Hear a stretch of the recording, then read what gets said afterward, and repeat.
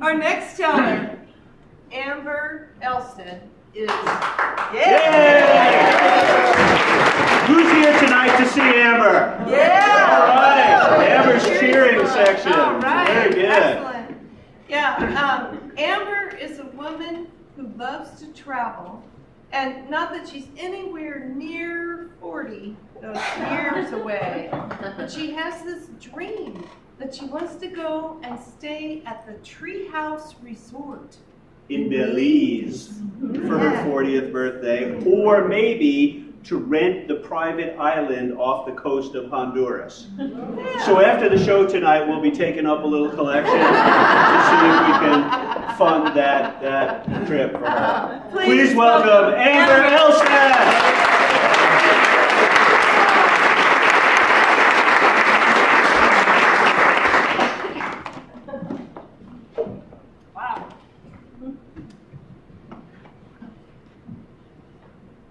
Do you ever lie awake in the quiet and the still and just listen to your heartbeat?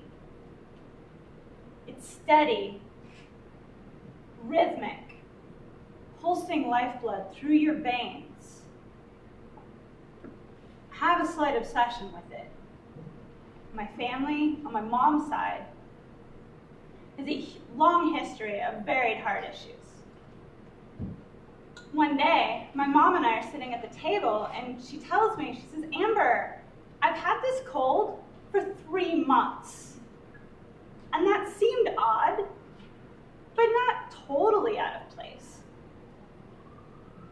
Well, come to find out, she was later diagnosed with a viral infection in her heart. I mean, who knew that a prolonged cold could be a sign of anything more than just a cold? 17 months after she was diagnosed, she packed up my brothers and all of our stuff into a 26-foot moving truck and moved from Redding, California to Portland, Oregon, because I was going to school in Portland. I had 2 months left, and there was no way in hell I was moving back to Redding. But she overdid it. Like the stress of the move and the drive, it was too much. And 8 days later, after they arrived here, she had a heart attack. And they say she went pretty quick. About 10 years passed, and a good friend of mine starts gently harassing me. Amber, go get your heart checked out. You never know. I mean, medicine's advanced a lot in 10 years. You could have symptoms you don't realize. You have nothing to lose and everything to gain. So I dragged my feet a bit, and finally I went. And my doctor did an EKG, and he looks at the results, and he says, that's interesting.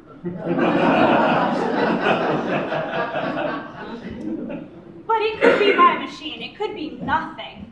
So why don't we go and have you get an echocardiogram, because an ultrasound, that'll tell us for sure. So I'm partway through my test for the echo, and the technician asks me, do you ever have shortness of breath? Okay, there's something wrong. Of course, the final confirmation comes when my doctor tries to get a hold of me and doesn't leave a message more than, Amber, this is your doctor. Call me. At home, at work, on my cell. When we finally connected, he said, you have an enlarged heart, and I'm going to send you to a heart clinic to get further diagnosis. I was 31. So I go in, and one of the tests was actually pretty fun. It was a nuclear stress test, and as much as I hate needles, they injected me with a colored radioactive dye and took pictures of my heart, and then another color, and then more pictures. And I got to see at the end a 3D model of my heart. It was amazing. And it had the colors going through it too. It's the coolest thing ever. And the tech's looking through all the pictures, and he's explaining what this is and what that is. And he says, you know what? You don't have any coronary disease, but your heart is enlarged. So I kind of felt like I got a second opinion. He had no idea what I was in for besides my heart. And I kind of felt a little bit better about it. And then I walk into the lab with all my orders, and I hear what anyone who hates needles fears to hear. Oh, I see you're donating blood today. 4 vials later, they're done. And all the tests come back negative. I do not have a viral infection. So I don't have what my mom had, but something is wrong. The worst part was the first 6 months when I'm hearing all these new phrases, new terminology, things that just slip out of my brain before I have a chance to go home and Google what they really mean. And I'm laying in bed at night, trying to fall asleep, and I listen to my heart. And I wonder, is it beating fast enough? Am I gonna wake up in the morning? Still do. So that's gotta count for something. But this whole experience has just taught me that life is short, and life is now, and life is not meant to be lived the way I've been living it. I allow circumstances and roles that have been placed upon me to dictate my identity, and I am so much more than that. When my parents divorced, as the eldest, I took on some, extra parental roles, nothing big, just to help out. When my mom died, I took on a lot more than that. And then at 31, I get diagnosed with a heart condition that, among other things, means I have to watch the temperature in the shower so I don't pass out. So I'm on a quest. I'm looking for my missing piece. And there's a few of them out there. Some I found, and some are still lurking in the background. A couple months ago, a new friend was over for dinner, and we're in the kitchen, and she asked me, she said, "Amber, what do you do?" And my knee-jerk response was, "I'm a knitter." And in my head, I'm like, well, yeah, but I never assigned the creative of the knitting to me. It was just something I did, and I had fun at it, but yeah, I am a knitter. I did my first marathon in 2000, and anybody that heard that I was training for it thought it was insane. And I was like, I'm not running it. I'm not that crazy. But I finished, and I walked it. And I walked a couple of halves, and you know what? Walking is boring. It is. You have to add some running into it, just to spice it up a little bit. So 2010, I did my second marathon. I swore I would never do another marathon after the first. This was in Greece. This was the original. I had to do it. And I actually ran like a fifth of it. And it was an amazing experience. But I overdid it. My next doctor's appointment, between the full there at whatever elevation and different climate and everything, and then another half marathon I'd done that year, my heart had not recovered.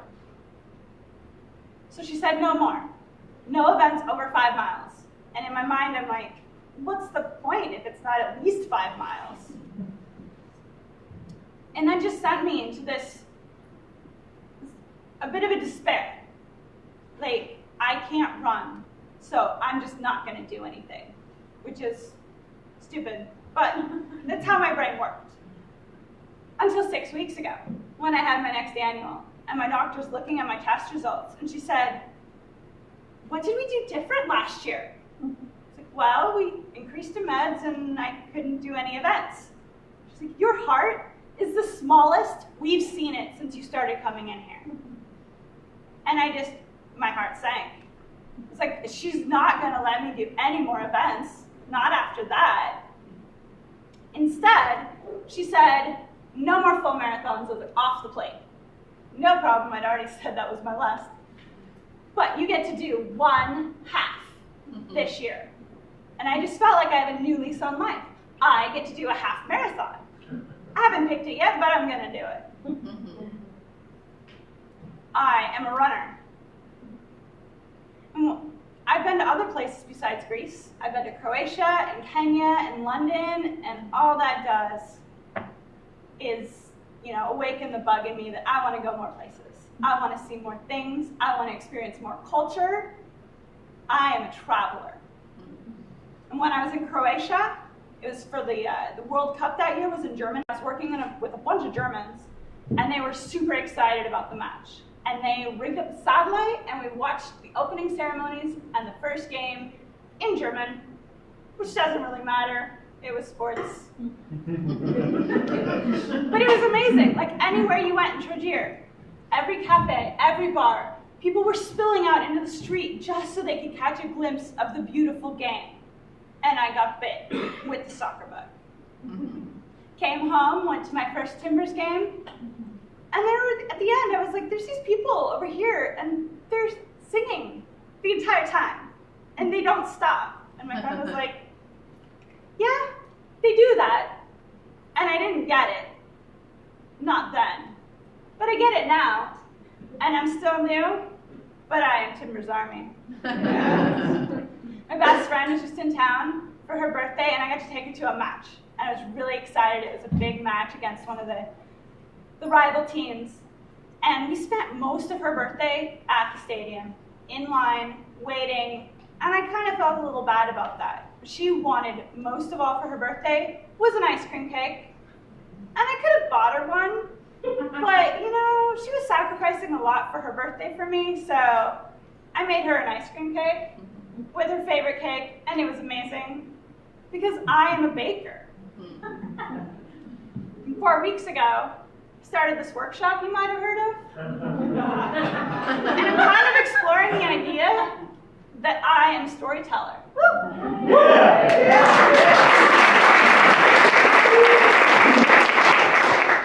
So I have all these things that I found. I am a knitter. I am a runner. I am a traveler. I am a soccer fan.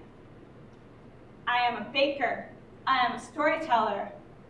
But there's still so much more to figure out.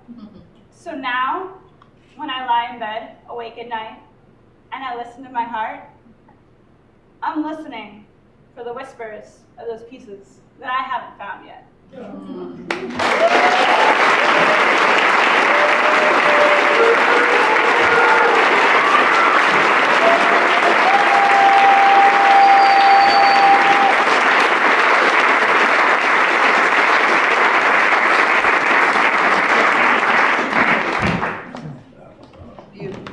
Wow. Fantastic. All right, our final story